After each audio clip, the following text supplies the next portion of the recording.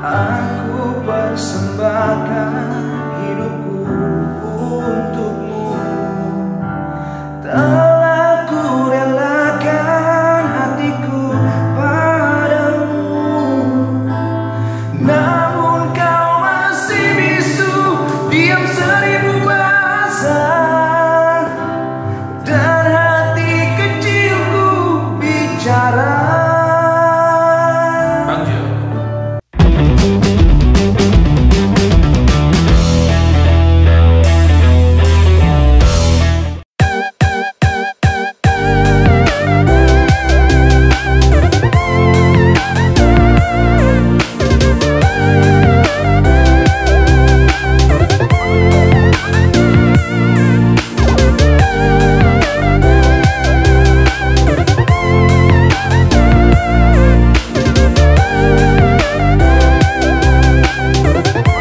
Oke, baik, video kali ini masih lanjutan mengenai pembahasan soal-soal OSN ataupun KSN dari tahun 2018 sampai tahun 2020 untuk tingkat kabupaten kota.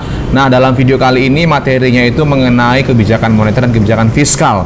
Nah, langsung saja kita lihat soal tahun 2018. Oke. Nah, soal tahun 2018 itu berada pada soal nomor 31 ya. Nah, ini bahasa Inggrisnya, ini saya bahasa Indonesiakan ya. Kebijakan apa yang diambil oleh Bank Sentral yang mewakili kebijakan uang ketat? Nah, sebelum kita jawab, saya akan bahas sedikit. Nah, jadi ada yang namanya kebijakan moneter, di mana jenis-jenisnya yang pertama itu adalah kebijakan moneter yang ekspansif atau disebut dengan easy money policy atau politik uang longgar. Nah, di mana pengertiannya adalah kebijakan ini untuk meningkatkan permintaan agregat sehingga dapat menaikkan pendapatan nasional atau produksi nasional dan berakibat terjadinya kenaikan harga-harga. Jadi simpelnya ya, kalau untuk easy money policy yaitu untuk mengatasi deflasi ya, atau untuk menambah jumlah uang beredar. Nah, easy money policy untuk menambah jumlah uang beredar atau mengatasi deflasi. Nah, kemudian ada nanti yang dinamakan dengan kebijakan moneter yang kontraktif, yaitu tight money policy ya, tight money policy atau politik uang ketat. Di mana politik uang ketat ini adalah kebijakan untuk meningkatkan penawaran agregat sehingga dapat menambah produksi barang atau jasa nasional dan berakibat terjadinya penurunan harga-harga atau mengatasi inflasi. Atau di mana tight money policy ini tujuannya adalah untuk mengurangi jumlah uang beredar. Nah, itu dia. Saya ulangin ya. Kalau easy money policy tujuannya untuk menambah jumlah uang beredar atau mengatasi deflasi. Kemudian kalau tight money policy tujuannya untuk mengurangi jumlah uang beredar atau mengatasi inflasi. Karena inflasi itu ditandai dengan banyaknya jumlah uang beredar di masyarakat ya, karena tingkat suku bunga yang rendah. Kemudian harga-harga barang itu naik dan daya beli masyarakatnya kecil. Itu dia. Jadi kalau kita lihat soal nomor 31, kebijakan apa yang diambil oleh Bank Sentral yang mewakili kebijakan uang ketat, berarti untuk mengatasi inflasi ya. Berarti pengurangan kas minimum, pembelian mata uang, bukan ya, penurunan tingkat bunga, tidak, penjualan. Nah, jadi penjualan obligasi, itu dia ya. Penjualan obligasi atau namanya dalam kebijakan moneter ada nanti namanya instrumen kebijakan moneter itu adalah open market policy, operasi pasar terbuka, yang tujuannya untuk membeli dan menjual sertifikat berharga milik pemerintah ya. Kalau ingin mengurangi jumlah uang beredar atau mengatasi inflasi, maka kita harus menjual yang namanya sertifikat berharga. Nanti di pembahasan selanjutnya ada saya sampaikan ya. Oke, kita lanjut dulu. Untuk soal berikutnya yaitu masih soal tahun 2018 ya, soal nomor 32. Jadi untuk materi kebijakan moneter itu setiap tahunnya itu keluar 2 soal ya. Nah, ini kita lihat, saya bahas Indonesiakan lagi ya. Baris berikut menunjukkan kebijakan moneter dan instrumen kebijakan fiskal untuk mempengaruhi penawaran uang ya. Saya ulangin ya, baris berikut ini menunjukkan kebijakan moneter dan instrumen kebijakan fiskal untuk mempengaruhi penawaran uang. Kebijakan mana yang benar? Nah, ini ada kebijakan moneter. Kalau jumlah uang beredarnya naik, apa yang harus dilakukan? Kemudian kalau penurunan jumlah uang beredar bagaimana? Nah, ini kebijakan fiskal. Nah, sebelum kita jawab, saya akan bahas ya. Lihat ini. Nah, ada beberapa instrumen kebijakan moneter. Yang pertama adalah tingkat bunga atau diskonto, tingkat bunga diskonto atau discount rate.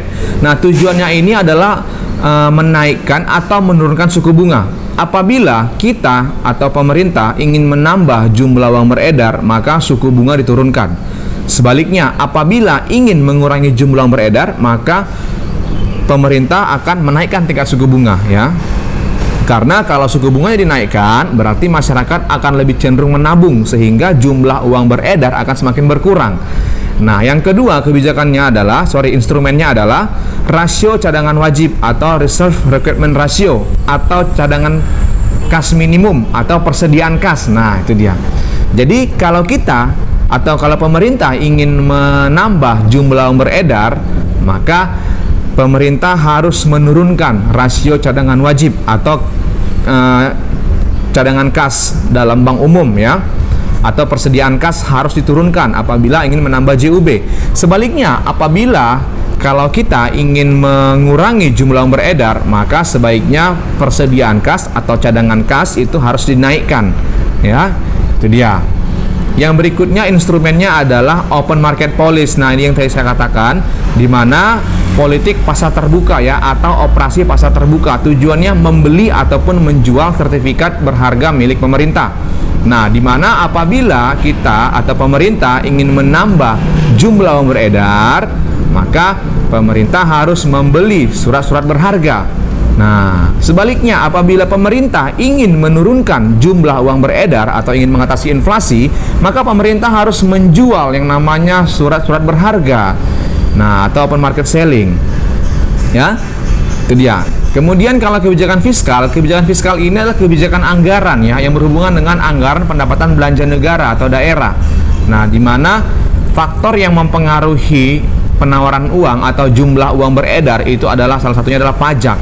Nah, jadi apabila pemerintah ingin mengurangi jumlah uang beredar, maka pemerintah harus menaikkan pajak. Sebaliknya, kalau ingin menambah jumlah uang beredar, maka pemerintah akan menurunkan pajak. Nah, oke. Sekarang kita lihat di sini kebijakan moneter, ya, di mana terjadi kenaikan jumlah uang beredar. Berarti kalau JUB dinaikkan, maka apa yang harus dilakukan? Kan gitu. Kita lihat kenaikan cadangan kas minimum.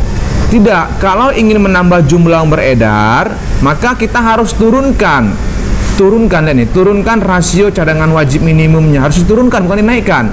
Makanya yang A salah. Nah, oke.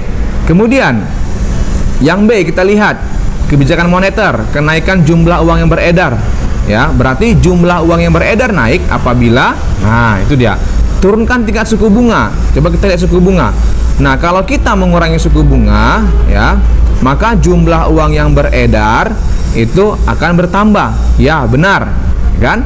Penurunan tingkat suku bunga akan menambah jumlah uang beredar, benar. Kemudian kalau kita mau menurunkan jumlah uang beredar, berarti pembujukan moral untuk menabung. Ya, tapi kalau suku bunganya harus dinaikkan, ya, pembujukan moral untuk menabung. Kemudian kenaikan pajak. Kalau kita mau menaikkan jumlah yang beredar, nah ini di sini dia salah. Ya, kalau kita mau menaikkan jumlah yang beredar, maka melalui kebijakan fiskal, ya, pajak ini harus diturunkan. Nah, itu dia, harus diturunkan pajak ini. Situ salahnya, ya. Kemudian yang C, kebijakan moneter, apabila kenaikan jumlah yang beredar, maka memperketat pemberian kredit. Nah, memperketat pemberian kredit. Nah, ini salah, ya. Jadi kalau ingin menambah jumlah yang beredar, berarti diperlonggar pemberian kreditnya. Nah, itu dia. Kayak di sini salah. Oke. Kemudian kebijakan moneter untuk yang E, menaikkan jumlah yang beredar. Nah, jumlah uang yang beredar naik apabila kita menurunkan tingkat suku bunga. Kita lihat bunga. Kalau suku bunganya turun, ya, maka jumlah yang beredarnya naik, benar. Menjual, kalau kita menjual berarti menjual surat berharga, maka JUB-nya akan berkurang, benar enggak? Kalau kita menjual maka JUB berkurang. Iya, benar. Mengurangi JUB berarti kita menjual. Nah, menurunkan pajak. Kalau kita menurunkan pajak berarti nanti inflasinya akan berkurang enggak? Menurunkan pajak. Iya, benar. Kalau kita menurunkan pajak, maka nanti inflasinya akan berkurang. Sebaliknya, apabila kita menambah belanja pemerintah, maka penurunan jumlah yang beredar. Iya, benar. Kalau kita menambah belanja pemerintah, berarti kita akan menurunkan jumlah yang beredar karena uangnya akan semakin berkurang. Nah, jadi begitulah dia pembahasan untuk soal KSN ini, ya. Itu dia pembahasan soal nomor 32 untuk pembahasan soal KSN. Nah, untuk materi jumlah yang beredar. Nah, kan gampang. Jadi nggak sulit. Nah, itu dia. Jadi kamu harus lihat di sini bagaimana kita mencocokkan antara kenaikan dan penurunan JUB. Ini saya kasih tahu di sini dia caranya. Ya, jadi apa saja instrumennya, bagaimana cara menaikkan JUB dan menurunkan JUB-nya. Jadi tergantung dari instrumennya. Jadi begini dia. Kalau kebijakan moneter, kalau kita ingin menambah JUB, maka kita harus menurunkan tingkat suku bunga, menurunkan persediaan kas, kemudian membeli SBI atau sertifikat berharga milik Bank Indonesia.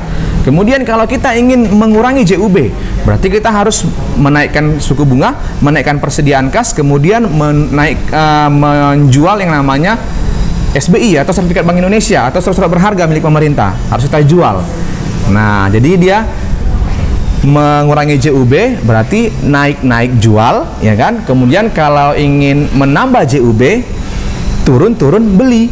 Nah, itu dia. Kalau untuk yang pajaknya, untuk yang fiskal, kalau mau mengurangi JUB maka pajaknya dinaikkan, kalau ingin menambah JUB maka pajaknya diturunkan. Nah, gitu dia, gampang ya. Oke, kita lanjutkan lagi soal berikutnya. Nah, jawabannya E. Kemudian soal berikutnya yaitu soal tahun 2019 ya. Soal tahun 2019 di mana ini menghitung jumlah uang yang beredar. Jadi setiap tahunnya sepertinya 2 soal keluar ya untuk yang namanya kebijakan moneter ya. Nah, bagaimana cara menghitungnya? Ini gampang sekali ya. Ini ada rumusnya di mana M kali V sama dengan P kali T. Di mana M itu adalah jumlah uang beredar, V itu kecepatan jumlah uang beredar, P itu price atau harga, kemudian trade itu jumlah barang atau volume barang. Nah, sekarang kita lihat di sini harga barang dan jasa per unit. Berarti harga ini adalah P untuk kartal dan P untuk giral. Artinya ini harga barang untuk uang kartal dan harga barang untuk uang giral, yaitu totalnya Rp50.000. Kemudian jumlah barang dan jasa yang diperdagangkan, berarti ini T total ini ya. Nah, ini T total ya, jumlah barang total untuk uang kartal dan uang giral. Nah, kemudian jumlah uang kartal yang beredar, berarti JUB ini berarti jumlah uang kartal yang beredar, berarti ini M uang kartal. Nah, kemudian ini kecepatan uang kartal, berarti V uang kartal. Kemudian kecepatan uang giral, berarti V uang giral. Nah, berdasarkan data tersebut, besarnya jumlah uang giral yang beredar di masyarakat adalah, kan gitu. Nah, berarti pakai rumus M kali V sama dengan P kali T. Nah, sebelum kita mencari uang giral ini ya, sebelum kita mencari besarnya jumlah uang giral ini ya, besarnya jumlah uang giral yang beredar di masyarakat, maka kita harus cari dulu yang namanya untuk jumlah barangnya, jumlah barang untuk giral ya, jumlah barang untuk giral, yaitu kita cari dulu dari T kartal ini ya, dimana kan M kali V sama dengan P kali T, ya kan? Berarti kalau T yang ditanya, maka T untuk kartal sama dengan M kartal dikali V kartal per T kartal ya. Oke. Nah, karena kita untuk mencari T giral ini kita harus dapatkan dulu T kartalnya berapa. Nah, jumlah barang untuk uang kartal. Nah, sehingga dapatlah T kartalnya. M kartalnya kan ini 50.000 dikali V kartalnya itu kan 10 kali. Nah, 10 kali per P kartalnya kan ini, P kartal sama dengan P giral sama itu 50.000 ya, karena harga uang kartal itu sama dengan harga uang giral, itu sudah pasti sama karena jumlah 10.000 dengan uang kartal dengan jumlah 10.000 uang giral itu sama harganya, sama nominalnya, sehingga dapatlah T kartalnya 10.000. Nah, T kartal 10.000. Oke, lalu kita carilah yang namanya T giralnya. Dari sini T total sama dengan T giral tambah T kartal, kan gitu. Karena total kan berarti giral plus kartal, di mana T giral sama dengan T total kurang T kartal.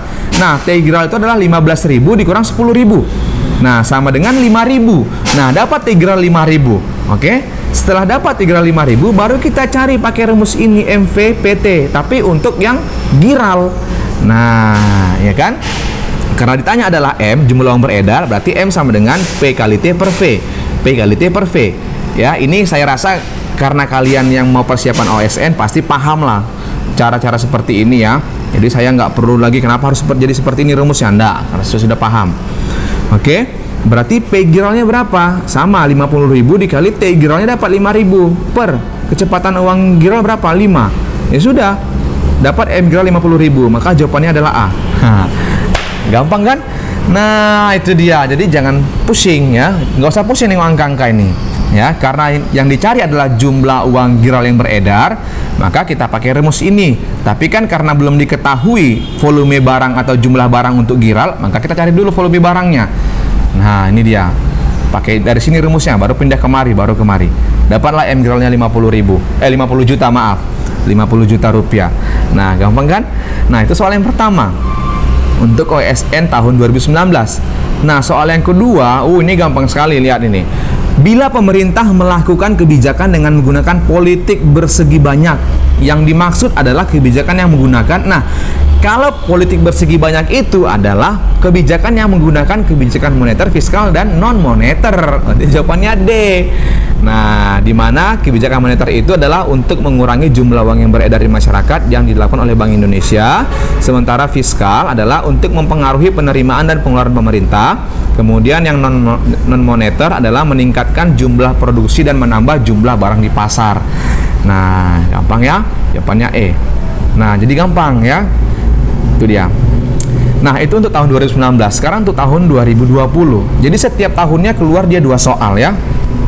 Oke.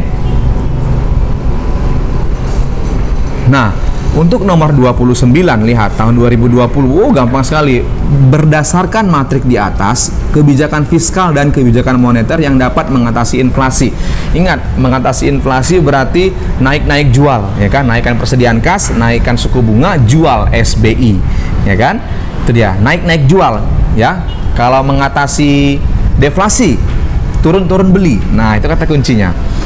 Oke, ini saya sampaikan lagi di sini. Nah, untuk instrumen kebijakan moneter ada namanya tingkat suku bunga atau diskonto. Nah, kalau menambah JUB berarti suku bunga diturunkan. Kalau mengurangi JUB, suku bunga dinaikkan. Nah, kemudian rasio cadangan wajib minimum atau persediaan kas atau reserve recruitment ratio ya, atau dana cadangan wajib minimum namanya. Ya, kalau untuk menambah jumlah yang beredar, maka persediaan kasnya harus diturunkan. Kalau ingin mengurangi JUB, maka persediaan kasnya dinaikkan. Selanjutnya untuk open market policy atau operasi pasar terbuka. Kalau ingin menambah JUB, maka kita harus yang namanya membeli surat-surat berharga. Kalau ingin mengurangi JUB, berarti kita harus menjual surat-surat berharga. Nah, oke. Kemudian instrumen kebijakan fiskal yaitu pajak, di mana kalau ingin mengurangi JUB, berarti pajaknya dinaikkan. Ingin menambah JUB, maka pajaknya diturunkan. Jika menekan laju inflasi, maka pemerintah menaikkan pajak. Jika ingin menekan laju inflasi, berarti kalau ingin menekan laju deflasi, pemerintah akan menurunkan pajak. Nah, jadi gitu dia. Jadi kalau JUB naik, maka terjadi inflasi. Ya, jadi inflasi itu ditandai dengan JUB-nya tinggi, harganya mahal, daya belinya kecil, suku bunganya rendah. Nah, kan gampang. Berdasarkan matrik di atas, kebijakan fiskal dan kebijakan moneter yang dapat mengatasi inflasi. Menetapkan kebijakan defisit pada APBN. No. Ya. Kemudian menaikkan tarif pajak, yes. Pengampunan pajak, tax amnesty, ya boleh. Kemudian menawarkan surat utang, menawarkan tidak ya, menurunkan suku bunga acuan. Kemudian menambah jumlah, kebijakan fiskal dan moneter yang dapat mengatasi inflasi. Dapat mengatasi inflasi berarti menaikkan pajak. Kemudian menerapkan kebijakan pengampunan pajak atau tax amnesty. Kemudian mengatasi inflasi. Menjual A2, A3, B1. Ya kan? A2, A3, B1. Nah, ini dia. Menaikkan tarif, kemudian menerapkan pengampunan pajak atau tax amnesty agar orang-orang yang menyimpan duitnya di luar negeri itu mau mengembalikan dananya ke pemerintah, ke negaranya dan membayar pajak. Artinya tax amnesty ini tanpa dikenakan denda ya, tetap dia bayar pajak tapi tanpa denda. Kemudian menawarkan atau menjual ya, betul, B1. Kalau menurunkan, ini berarti dia bukan mengatasi inflasi tapi sebaliknya ya, mengatasi deflasi. Itu dia. Jawabannya adalah B. Ya, ini tadi tambahannya pajak, subsidi, dan transfer payment. Itulah instrumen kebijakan fiskal. Ya, ingat kata kuncinya. Kalau ingin mengurangi JUB atau mengatasi inflasi, berarti naikkan persediaan kas, naikkan suku bunga, kemudian jual sertifikat atau surat berharga. Nah, sebaliknya, kalau ingin menambah jumlah uang yang beredar ya atau mengatasi deflasi, berarti turun naikkan suku bunga, turunkan persediaan kas, dan beli surat berharga. Nah, itu untuk moneter. Kalau untuk fiskalnya, mengatasi inflasi atau mengurangi JUB, berarti naikkan pajak. Sebaliknya, kalau ingin menambah JUB, berarti turunkan pajak. Nah, gampang. Oke, nah itulah dia ya pembahasan untuk soal OSN Kabupaten Kota tahun 2020. Saya rasa nggak sulit ya. Nah, ini yang terakhir ya, Nah, kebijakan moneter yang bersifat kualitatif, yakni tindakan-tindakan yang diambil oleh Bank Sentral terkait dengan moral hazard, seperti melakukan pengawasan, anjuran-anjuran yang menjaga moral dalam berbisnis di sektor keuangan. Ya, perkembangan sektor keuangan global dalam beberapa dekade terakhir ini turut meninggalkan beberapa rekam jejak suram berupa krisis multidimensi yang patut menjadi pembelajaran. Hantaman krisis global pada tahun 98, 2008, dan 2012 menyadarkan banyak negara bahwa betapa terintegrasinya perekonomian suatu negara dengan negara lainnya. Para pengambil kebijakan semakin sadar dengan semakin terbukanya ekonomi, arus informasi serta aliran barang dan jasa lintas negara. Para pengambil kebijakan semakin sadar dengan semakin terbukanya ekonomi, arus informasi serta aliran barang dan jasa lintas negara. Kebijakan moneter dan kebijakan fiskal di suatu negara akan berdampak ke negara lain. Untuk mengelola resiko sebagai reaksi kebijakan negara lain diperlukan yang namanya kesamaan cara pandang, ya, khusus dari sisi moneter dan fiskal. Dalam rangka menjaga stabilitas keuangan, untuk mengelola risiko sebagai